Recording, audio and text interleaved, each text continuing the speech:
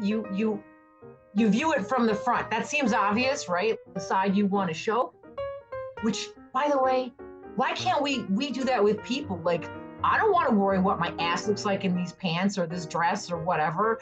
Like, you can just, this is the side I want to show. This is amazing. You can just, here it is. This is the side.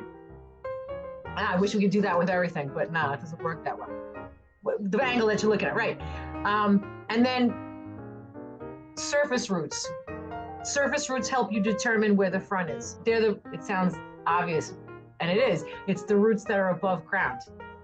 They're not always below, most of them are below ground, but like there's some that stick up, and that sometimes helps you figure out what the front of the tree is. And your branches and your roots, the thicker they are, the older they are.